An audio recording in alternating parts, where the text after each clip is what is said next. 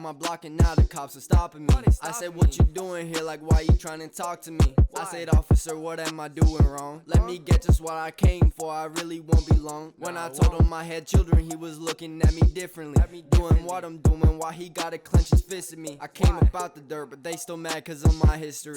I'ma keep on going to the top until they sick of me. Steady protest, but I don't even see a change. Always hearing BLM, but is it really in your brain? Gotta see what's going on, cause we ain't all treated the same. Why so serious? I'm furious, cause this is not no game. And I'd like to welcome you back to NBWA, New Brunswickers Want Action. I'd like to welcome my co-host, Matthew Martin, and Dr. Timothy Christie. Welcome, gentlemen. Thank you. We've been very consistent in this show when it comes to the outcomes we've been speaking of, and the outcomes we're talking about are a whole-of-government approach, public inquiry into systemic discrimination. I want to focus that somewhat today and talk about a policy-based approach. One of the other outcomes that this show has discussed is the criminalization of racial discrimination. Today, for this show, we'd like to offer another opportunity, another outcome, as it were, to discuss what's happening in St. John. We've got an opportunity for a new police chief. We've got a story about the mayor leaving the police commission. But what it really discusses is a possible outcome, an opportunity that the city of St. John right now to make some change. Now, speaking about public inquiries, Dr. Christie, I know that you had we discussed the motion that happened in December, and you had a few things that you wanted to add about that. That's right. Thank you, Neil. You're welcome. In December, the Conservative government, the majority Conservative government, voted against a motion to perform a systemic public inquiry into systemic discrimination in New Brunswick.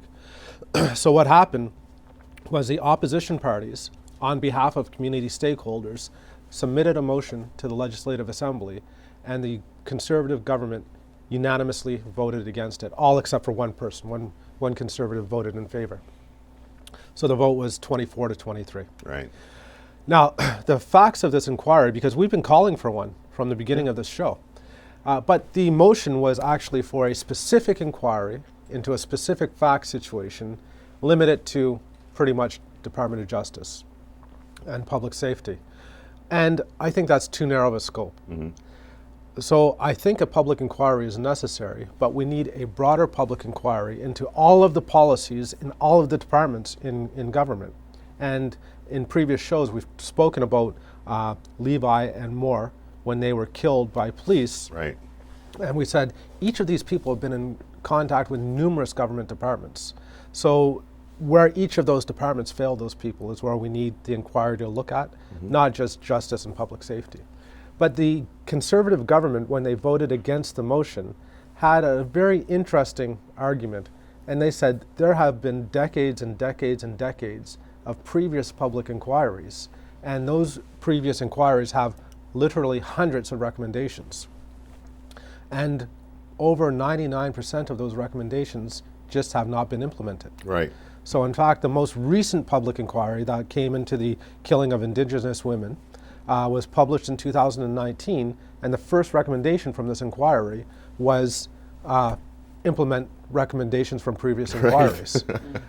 I think there's merit to that. All the good ideas have been had, just do it. Exactly. Right? So I think there's a lot of merit to that. I think there's merit to say we need to have a work plan where we look at the recommendations that are out there, the ones that are appropriate for New Brunswick, and what is our work plan for implementing those in New Brunswick. That doesn't preclude doing a public inquiry into the entire government and all the government policies and the outcomes of all of these departments. For instance, the New Brunswick Human Rights Commission, there needs to be an inquiry into those guys. They're completely incompetent at their job. So there are a lot of problems. So I don't think that we're saying we don't need a public inquiry, but I am saying they need to look at the recommendations. Some work could be done right now. Exactly. Agreed. Exactly. We're not talking just one public inquiry that's already been done or two. We're talking, a few over such a long period of time where nothing has been implemented from them. And I think really we need to look at what's happening in the background within the government for none of these to actually face light and to be put into motion. Five different recommendations could be implemented, but we're not seeing anything. So I think really what needs to be done as well is looked at what's stopping these implementations to be put If out I there. might comment on that, maybe just a little bit of historical thought. And they've done inquiries every year since 2012 or something like that, maybe even earlier. There's been some sort of investigation related to systemic discrimination. But I'm a history guy, so I gotta look at the history of the party. And when I look at the history of the Conservative Party, first off, here in 2021 or even 2020, we've got the leader of the party creating revisionist history with comments about residential schools, and his comments were such that Ryerson created residential schools for education. It was a good thing gone wrong. That's Aaron O'Toole you're talking Aaron about? O'Toole, yeah, but historically we know it's written, like, that residential schools were created to destroy Native culture. We know this as a fact. And then we've got the Premier of New Brunswick, when there was calls for the public inquiry, and it was a 23-24 vote, he stated that, well, we're not going to look at the history. We're done with that. We're going to deal with what's in front of us. Well, from what I understand, you need to understand your history so that we do not repeat it. So if we've got the leader of the party creating revisionist history, we've got the leader of the provincial party saying we're not looking at history, it makes me really concerned about where my community stands, because our history is quite colored. Pardon the play on words, but I would hope that you would think that the history of racism and slavery would be something would be important when looking at systemic discrimination, and likewise with our Indigenous brothers and sisters.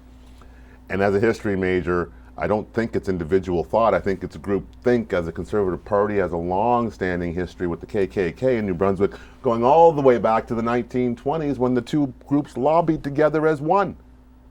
So I'm not saying anybody in 2021 is a member of the KKK or on purpose racist, but I am saying that the group thought of the party is rooted in racism.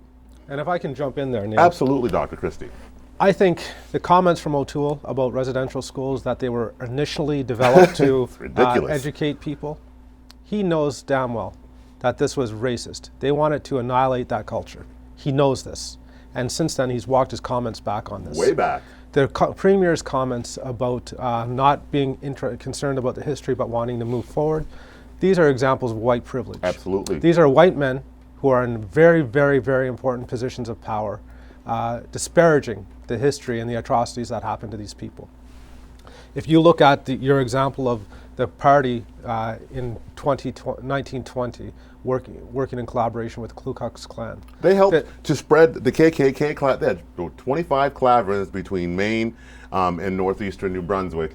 And again, the history is quite clear that they worked in tandem with the Conservative Party to push policies that worked for them. And I agree. I hear you completely.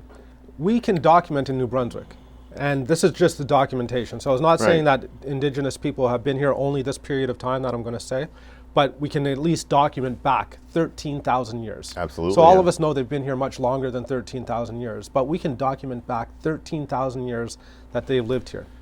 Higgs's government have been in control of this province for less than 200 years. Mm-hmm. Now, 200 out of 13,000. Over those 200 years, what did they do? They killed people. They took their families away. They did residential school. They stole their land. They actually tried to genocide an entire race of people. Mm-hmm. And Higgs is saying this is not relevant to current day. I want to say he's in his position because he inherited the privilege and the power from his white governments. They're in their position because they're the ones that have been stolen and beat and killed over these years. So for these gentlemen to say this, I want to say that's white privilege, and their comments are inexcusable. Agreed. So, Dr. Christie, if we can have a few moments to discuss most recently, and in the past, we've had a couple of shows where we talked about Rodney Levi and Chantel Moore and their unfortunate deaths at the hands of police during wellness checks here in New Brunswick. But recently, the report into Mr. Levi's death was released, and I had an opportunity to read it. You've had an opportunity to read it. Any comments that you'd like to share with the public in that regard? Yeah, the report basically says that there's not enough evidence in what happened in the inquiry, the investigation that happened, to pursue criminal charges against the officer who shot and killed Rodney Levi. Now, I read the report, and it is first the group out of Quebec that wrote the report should be ashamed of themselves. They've missed the point completely. Absolutely. There was no need for Mr. Levi to die that day. You had cops who killed him. They're saying that they had to use lethal force because their lives and the lives of witnesses were in danger, possibly. But they didn't have, this gentleman did not have to die that day. If you look at it, what happened was there was 2 officers that showed up a couple of minutes apart. They both had a pretty good idea of who Mr. Levi was. He was on a patio and there were some people around, and eventually he was armed with knives, and they were asking him to put the knives down, and he wouldn't obey their orders. And this is what escalated things, is the police gave him orders and he wouldn't obey the order. Then they'd escalate and get stricter with their order, and he wouldn't obey it. Then when he was becoming more defiant to their orders, that's when they tasered him. He hadn't attacked anyone, he hadn't hurt anyone, but they tasered him because he wasn't complying with their orders. This is a power struggle with police on a street corner, basically, or on a patio. So then when he wouldn't comply with their orders, they tasered him. It didn't work. They tasered him again. It didn't work to their satisfaction. They tasered him a 3rd time. At the 3rd time, Mr. Levi started to want to fight back for himself, wanting to defend himself.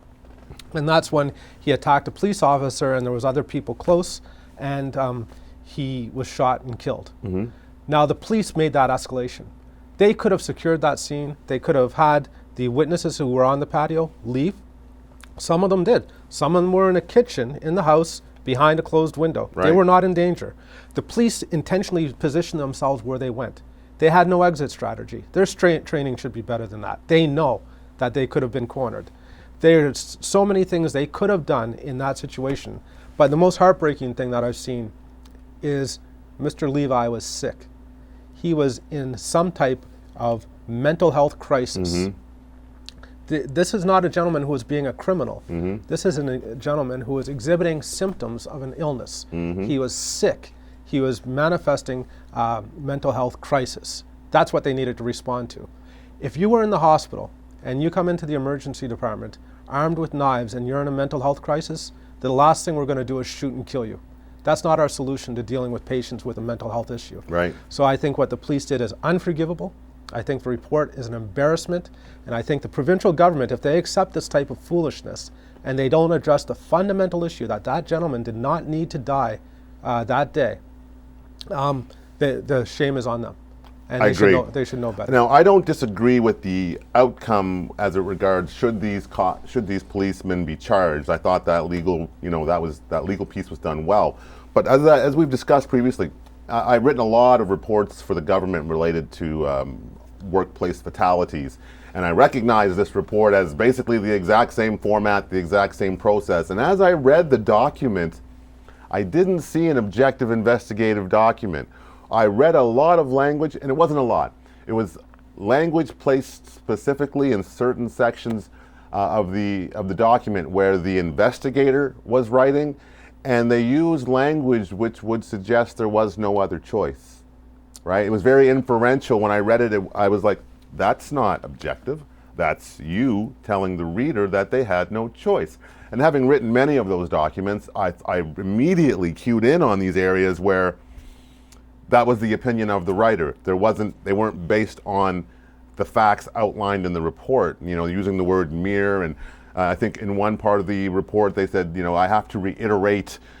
This isn't language I would see in one of these types of reports. It was interesting. You're right. The language was horrible. There was language like, after he was shot, I want to remind you that the witnesses were only mere steps away. Exactly. They had no choice. There was a witness there. If he didn't shoot him, the witness may have been harmed. Well, that tells me there was not covering, but speaking to the fact they didn't remove the witness.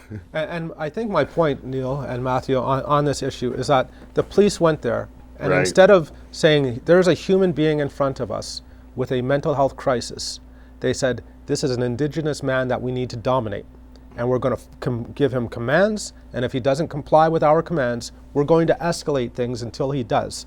Levi's only choice there, and he's in a mental health crisis, his only choice is to comply with their commands.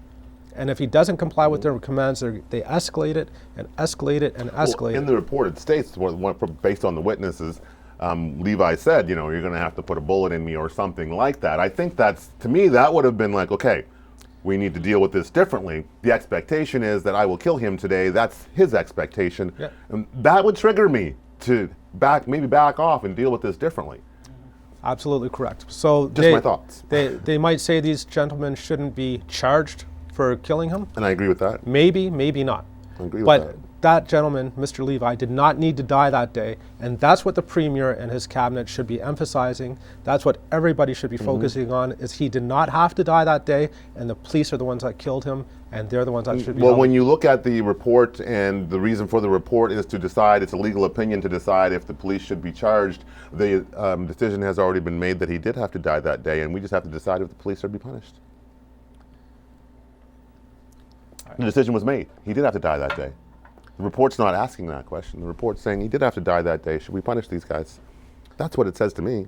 And that's why I said they should be embarrassed of themselves, Yep. because no one reading that knows what they're doing would say that gentleman should have to die. And like I said, Agreed. the example of the hospital, we wouldn't kill someone if they came in that state and they were that sick.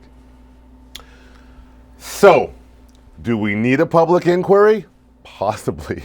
Do we need to look at those previous recommendations that we've discussed? I think so. This is an opportunity, as we've discussed, for the government to actually do something, so that we're not here having to read and pay for reports such as this. Neil, I want to just say, Mr. Levi obviously had a lot of interactions with the hospital sector, Yep. the mental health system, Social development. All of those things got him to the point where he is in such a crisis that the option was for the police to shoot him. So every agency, every government department he was dealing with failed him. And that's where we need to say, why did they fail him? Was it his race? Is it because of stereotypes? Is it because of stigma? And find out why each of those departments failed him. And in order to find that out, We need it's a public important inquiry. that the folks who are running this show, like our Premier, like the leader of specific parties, even the Prime Minister of Canada, that the history of how we got here is very important, and it cannot be revised or ignored. Exactly. All right, so we're going to move on. Here in our hometown, St. John, there's just been so much happening. There's been so much happening across the country, but in our hometown of St. John, the mayor of St. John has resigned from the police commission board. The chief of police in St. John has resigned. What's going on, Mr. Martin? Yeah. So to start with His Worship Darling, he stepped down from the police commission board. He released a statement in that statement pretty much just said, he felt very handcuffed. He's always been very vocal about wanting the police board to be a lot more transparent, a lot more community-minded, and every opportunity that the police board gets or the police force gets, they never really want to release policies or anything. And Mr. Darling has felt very handcuffed and can't say and speak freely. My opinion of that is kind of twofold. One, it's good to see that he's noticed that he's handcuffed and he wants to speak freely and come off that board. But my opinion, you were on that position to make change. If you really wanted a police commission or a police board that's open and transparent, you were in the position, handcuffed or not, you can start talking freely about things that should be public knowledge, whether we're talking, police policies or, different services that are, not openly spoke about. If it's going to be released eventually and it's going to be out there, my opinion is start talking about it now. How much trouble can you really get in? I mean, I understand he is in a position of power. He's a process and a form guy, though. He does. He's really formal in that regard, I've noted. Which I get. But if everybody says, over here we want to be transparent, but over here no one really wants to do, then you need to be that person that kind of pushes them over the edge. It shows a problem. What the hell is everyone so scared of? So say the mayor is on the board of police commissioners and he disagrees with something.